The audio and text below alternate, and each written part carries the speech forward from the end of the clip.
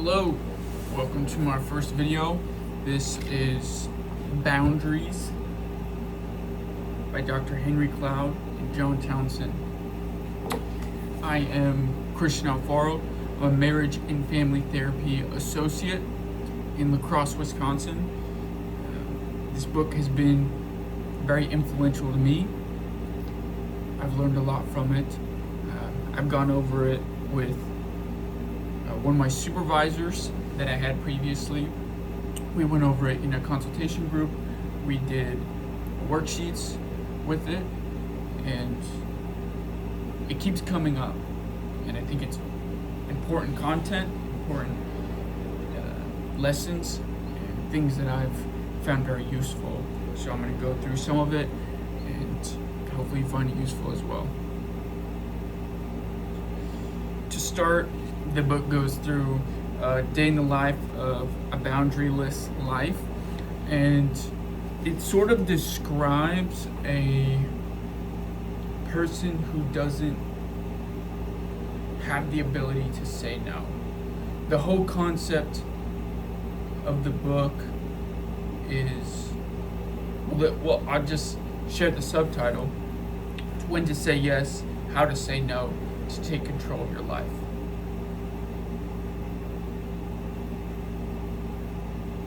I live in Wisconsin. There's a lot of people pleasers around me, and I'm not condemning anybody. I definitely have a history with that as well. So this isn't to say that I'm better than anybody. It's just to say that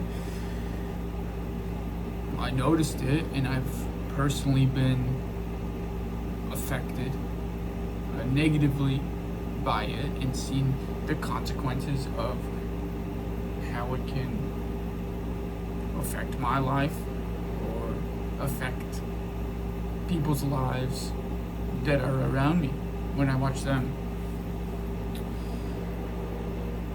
Not being able to say no can be a tough thing. It can happen for many reasons. It can happen because someone's afraid to disappoint another person. It can happen because they want acceptance from the other person. It can happen because they want belonging. They want to be loved. I think at the core of it is the desire to be loved. However, it can backfire. I think it often leads to resentment because outcomes don't go the way people plan for them, the way that I've planned, the way that I desire. I didn't communicate what I wanted, so then I ended up feeling resentful because I thought somebody else owed it to me, even though that was never the terms of the agreement. That was never the terms of the exchange. And it's been a learning process. It's been a learning process for me, and I help people with it.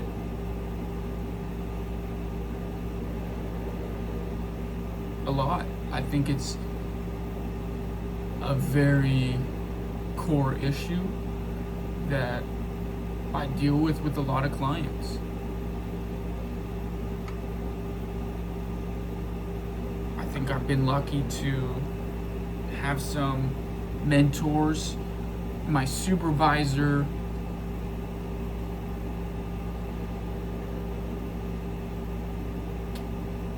my wife, definitely, who have been gracious, and we've all grown together along the way. We've helped each other grow, and definitely grow in this, whether it's current supervisor, previous supervisors. think it's necessary in relationships, but I think before continuing, I think the important piece would to be defining what a boundary is. So what, before I even continue, I would say a boundary, but let's say, I'll see how Henry Cloud defines it.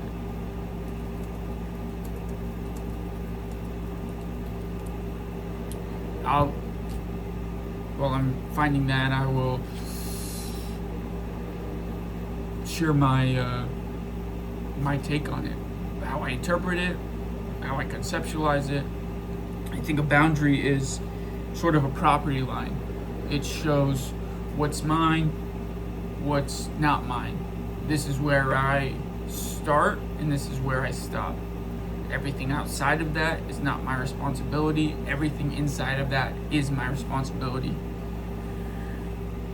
Henry Cloud in the book defines it as a personal property line that marks those things for which we are responsible.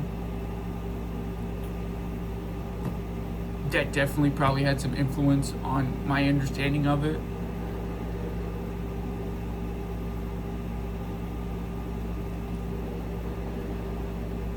I think in this arena of work, this field of work, often I'm dealing with emotional boundaries. I'm helping people grow in their emotional boundaries. Obviously, clients is there's a interesting dynamic that happens in therapy that I have observed as long as I've done it, and I did 1 year of internship. I've done 1 year of post-internship. I don't know what that's called. Well, I'm accruing my hours for licensure. I think this is about 1.5 years now, so I've done it for 2.5 years, and so far, what I've come to observe is when I sit with clients, the focus is on them and their growth. However, after the session,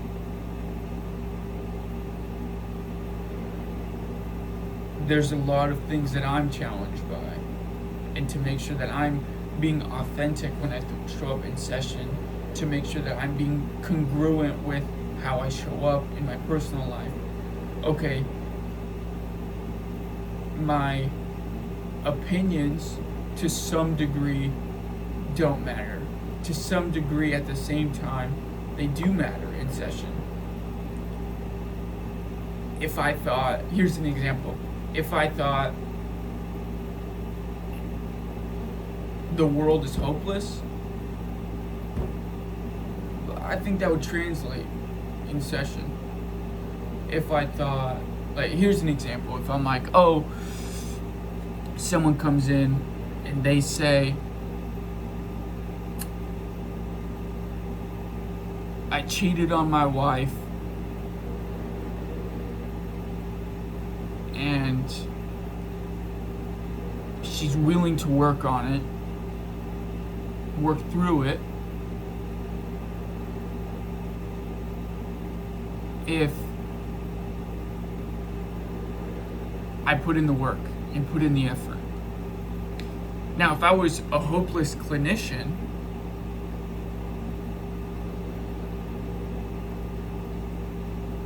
I could say,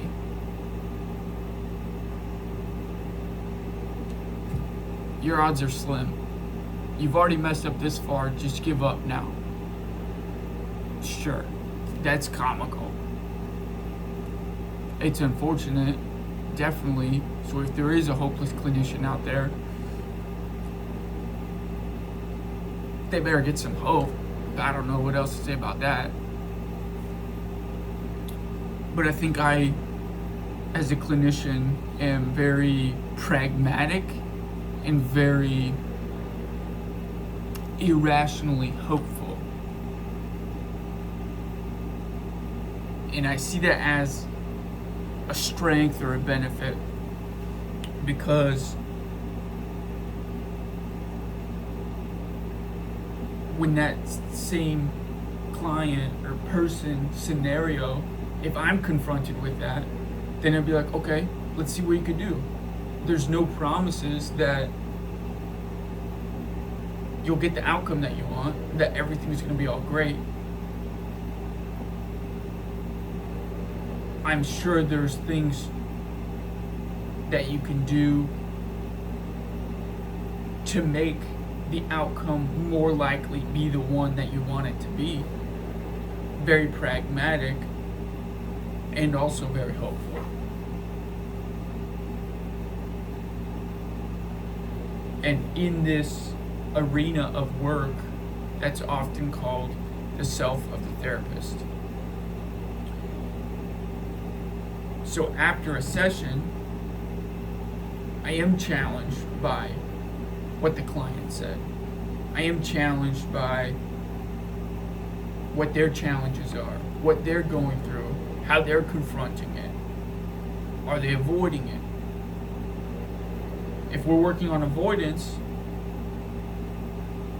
well, naturally, outside of session, when I'm doing a treatment plan, updating a treatment plan, writing the note, I'm going to be convicted. I'm going to say, well, if I'm working on avoidance with them,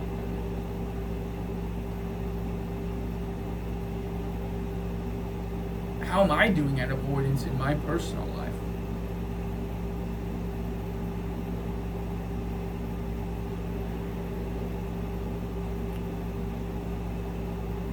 But that's with all of the issues that come up. Some of them aren't related to me, some of them are. I think we're going through a very human experience, and a lot of us deal with the same struggles. Some struggles I haven't had, some struggles I've had.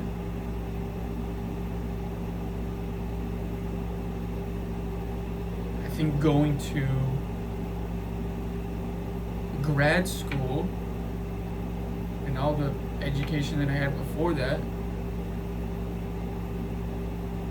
the benefit of that is obviously learning the content, learning the theories, practicing the application.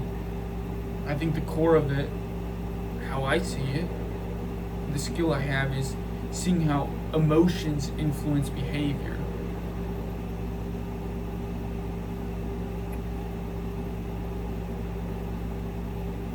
What emotions are correlated with what behavior, and how that influences the overall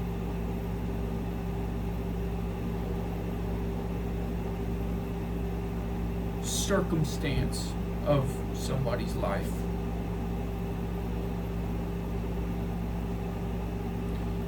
I'm not an expert on everybody's life. I spend maybe an hour with them a week, sometimes two, and usually it's 53 minutes, somewhere between 53 and 60 minutes. I can't know somebody's whole life in that time. I'm not there with them when attachment is activated, when they're navigating conflict in the moment, when all their insecurities are in flames inside of them, and they're just trying to find comfort or find relief. So I'm not an expert in everybody's life.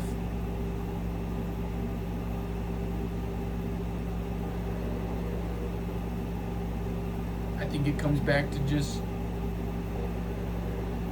being good at listening and seeing how their emotions are influencing their behavior. But it's all based on what they share with me. And I can see what they're not telling me as well. When I'm in session, there's usually a lot of things being calculated in the background. Oh shoot, they said this, that makes me feel this. Okay, is that me? Is that countertransference? Is that, would somebody else feel that? So I'm kind of navigating all those things of, okay, would a typical person have this response? Is that just a response based on my history? And I'm saying, okay,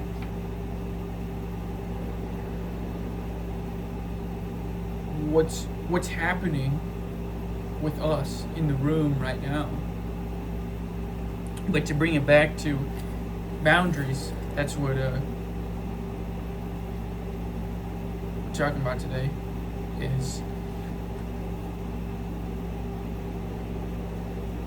a boundaryless life. There's many reasons someone can say or not say no to somebody else.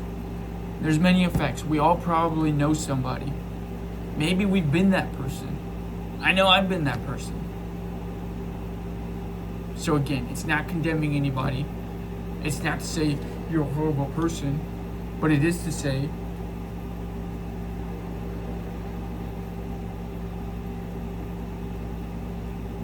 if that is you, there is more peace to be found. There is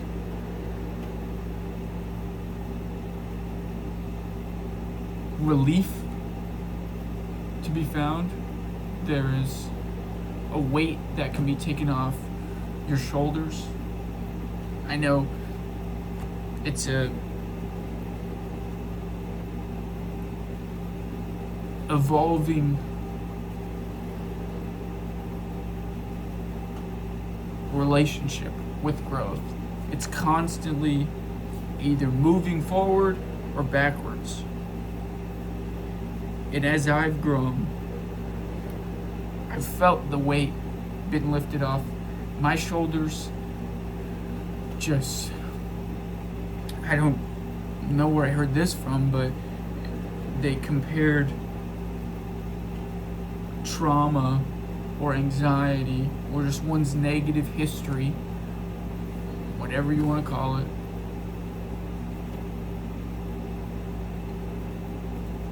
I'm not too crazy about buzzwords. I try to avoid them, but sometimes being a clinician, they're harder to avoid at times. So even if I use them often, I will define them just to make sure that we're on the same page and we have the same understanding of what I'm referring to.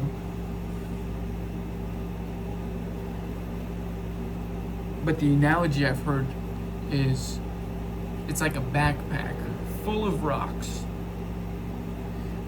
And as you grow,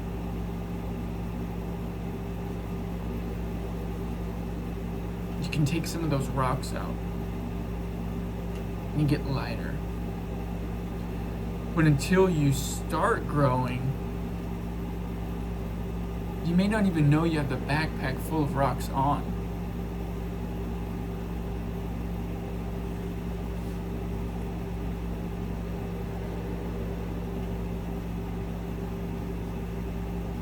And that's, I think, what this book tries to point out. And what I'm hope to share is that people pleasing, the inability to say no, I mean, it could negatively affect your health. It negatively affect your relationships.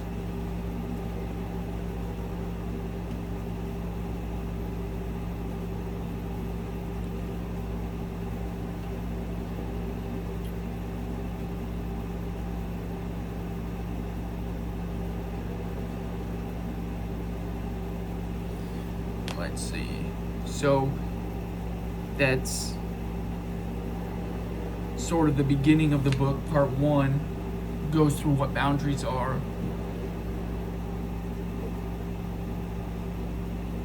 10 laws of boundaries go through those.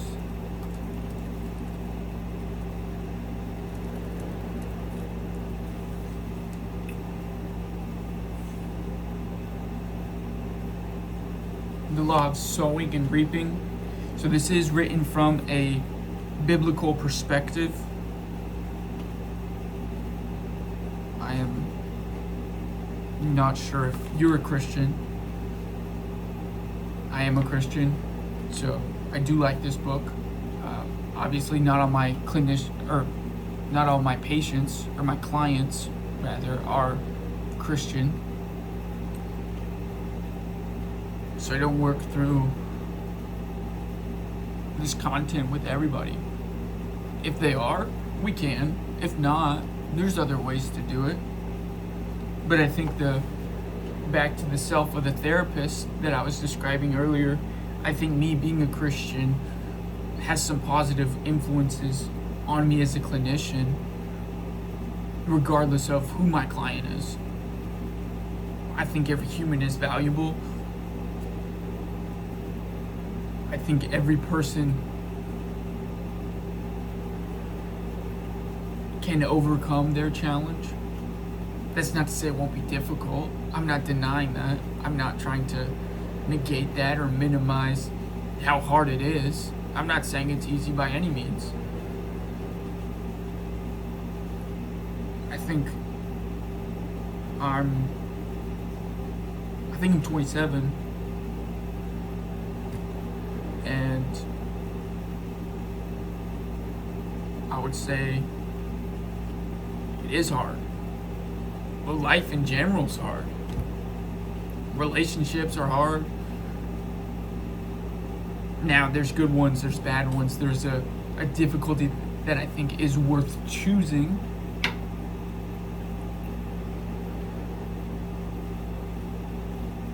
It's all hard, though. I think there's good jobs and bad jobs. There's ones that people find meaning in. They have a purpose doing.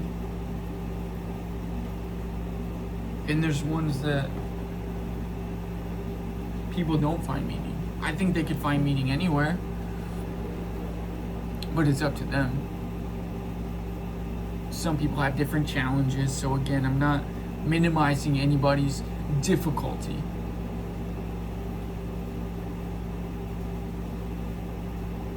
I've experienced some hardship in my life. There's no doubt. Most people have. If it was easy, I don't think there would be any homeless people. I mean, I'm in La Crosse. We have homeless people. I'm from California. I lived in Los Angeles. Well, Pasadena, which is Los Angeles County, but I've been down to Skid Row, where I think it's called Skid Row, the biggest homeless population in the country. I've been down there, I've seen all of that. That wouldn't exist if life was easy.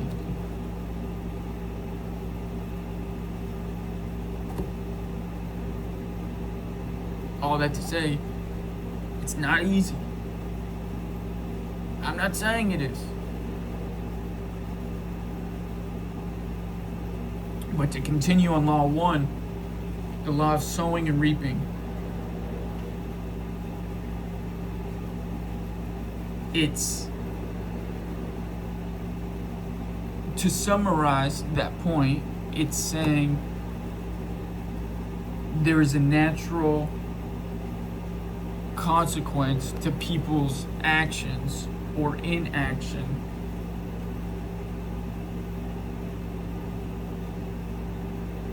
that is good for them to experience. If you touch a stove, it's hot. It's good to experience the pain of that heat, because that can teach a person to not touch the stove again. Silly example, but I think it's simple to understand, pretty straightforward. The law of responsibility is law number 2. we are responsible to others, but not for others. I think this is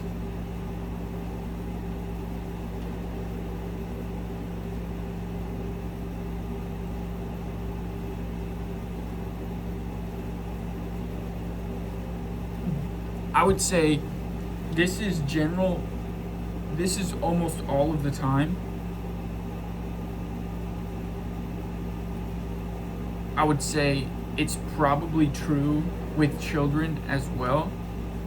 However, that's not to say I think this is wrong by any means. I think the framework is very helpful to work in and to operate out of. I think with children, though, it's different. There's a different dynamic because he goes through later to say that freedom equals responsibility equals love. I'll say that again. Freedom equals responsibility equals love. Children, as they learn to be more responsible, they get more freedom. Hopefully. That would be love, the loving thing to do.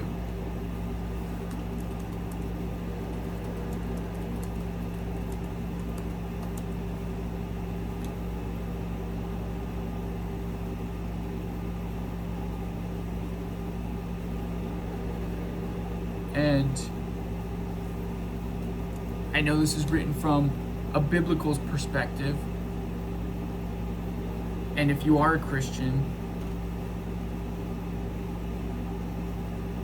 you probably have heard that love is patient, love is kind, it does not boast, it does not envy, it's not self-seeking, it keeps no record of wrong. Henry Cloud simply defines as willing the good of another person.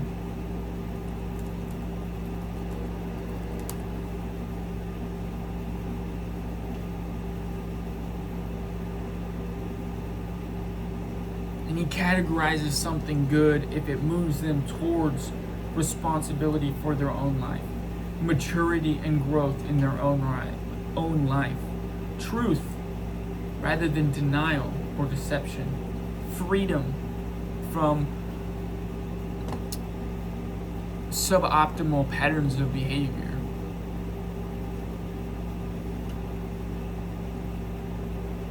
It combines grace and truth. It's a healthy relationship based on mutual respect. And because it is written in a biblical perspective, from a biblical perspective, it pushes people closer in alignment with God's design for how they are to live and relate to others.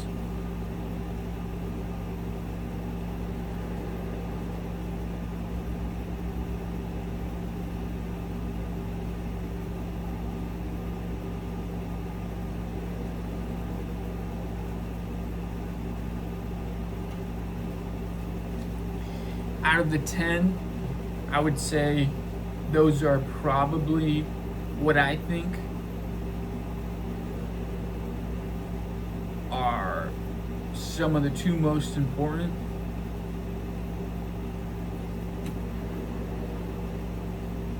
It goes into different areas to have boundaries.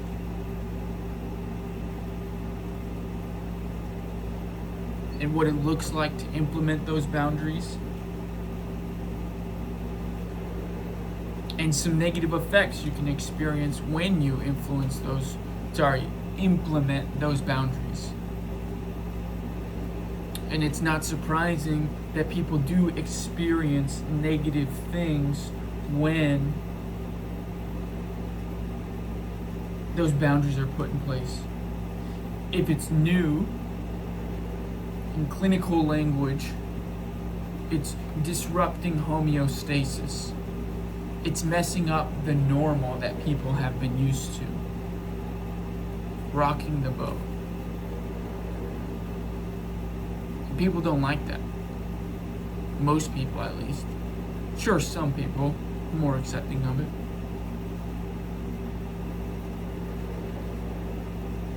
But given it's a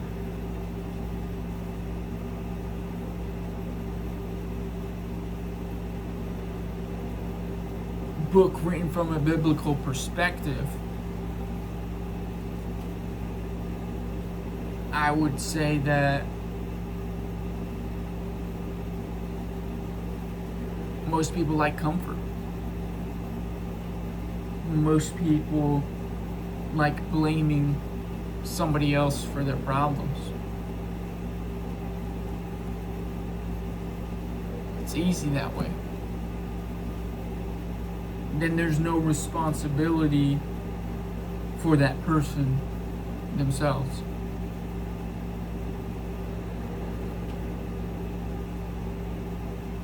So it's the idea of it is to take ownership of your life. Take ownership of your emotions, your relationships, your finances, your health, your family, your career, your volunteer work, whatever else you have in your life. Taking ownership of that. Looking at your life with honesty.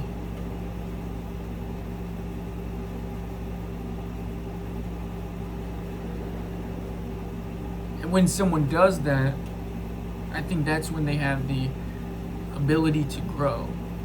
That's when they have the capacity to say, all right, this is where I'm at.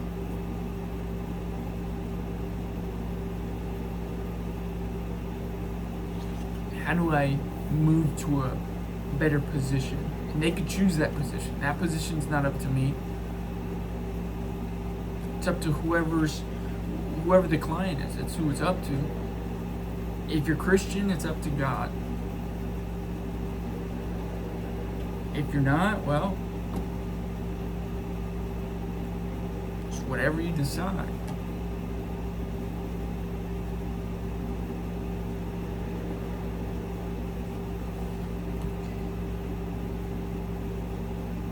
It's an interesting book, and I think it could be challenging because it is convicting.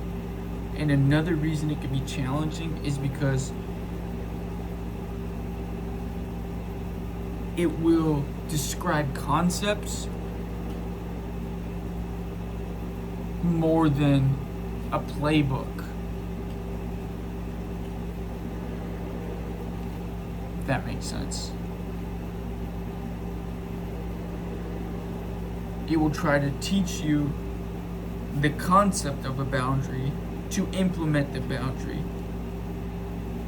in different areas of your life: family, friends, spouse, children, work, digital age, boundaries with yourself, boundaries in God.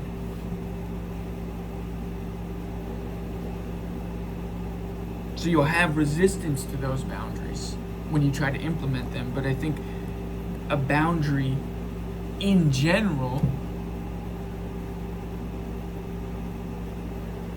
is just the property line of you. This is me. Everything in here is my responsibility. Now you can choose when to go out there, when to help somebody.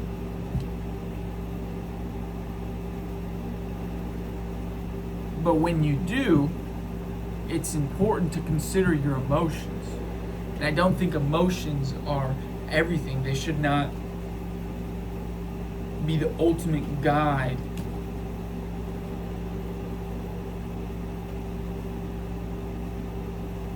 of your life, because they're fleeting. They come and go.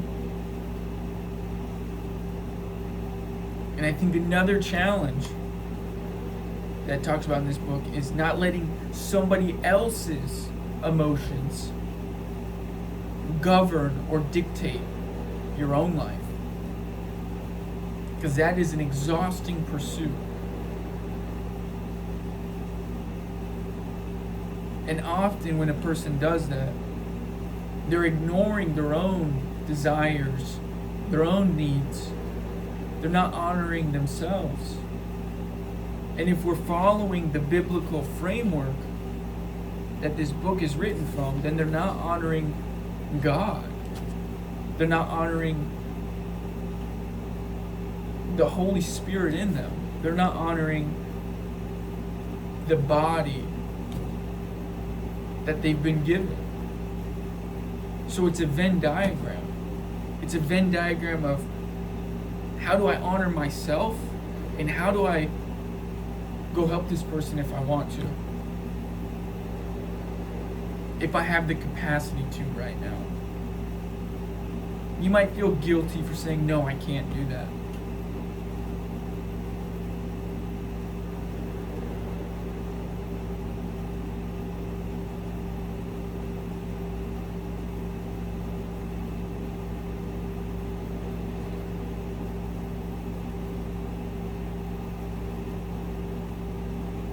And in this book, it outlines that feeling guilty is normal. It's good, even if you do feel guilty, because that means you do care about that person that you're telling them no. And you will be faced with your own emotion at times. You'll be faced with your own emotion because you'll realize, oh, maybe I was focusing on all their problems because I didn't want to look at mine.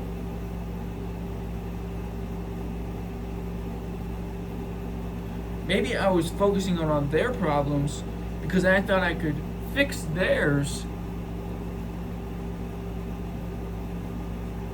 but I'm hopeless when it comes to mine. I think I'm stuck. I don't think these problems are fixable.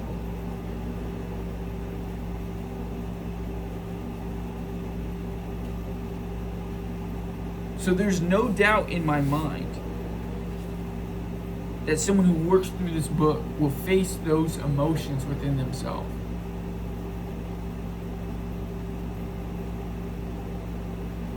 But those emotions are informative. Those emotions are what tell you what you need, what you want, what you've been lacking, what you've been ignoring.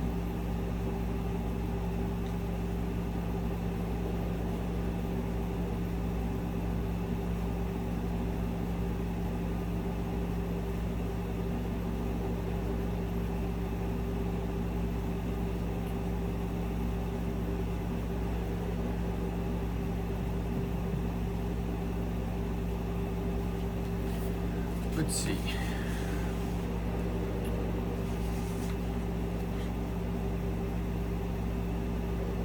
The last chapter of the book is a day in the life with boundaries.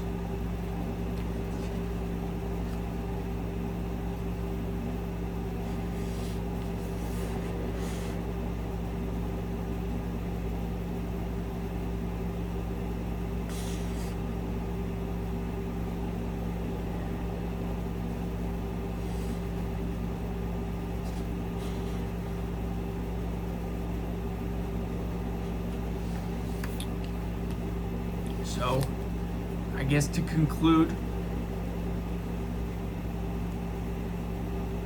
I would say it's a very useful book, especially if you struggle to say no. If you struggle with resentment, it's very useful.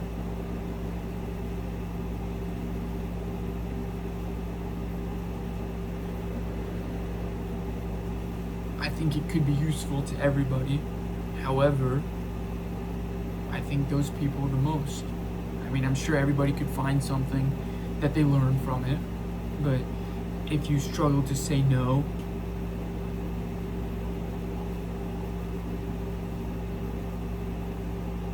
struggle with resentment,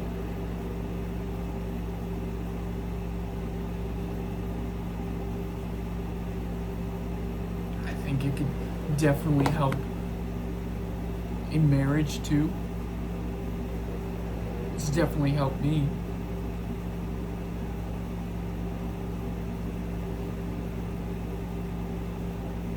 And it's all your responsibility. Your emotions are your responsibility. If you feel resentment, It's on you to not feel the resentment. What can you do to work through that? What can you do to prevent it from even occurring?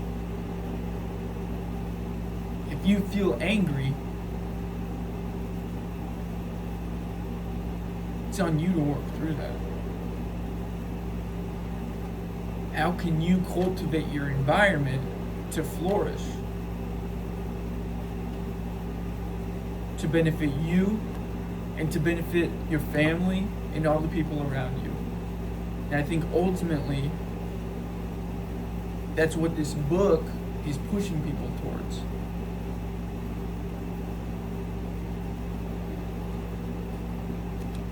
A flourishing, meaningful, and fulfilling life.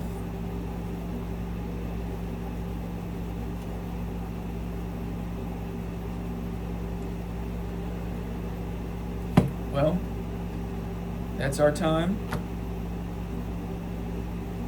Hope you enjoyed. If you haven't read the book, go read the book. Thanks for watching.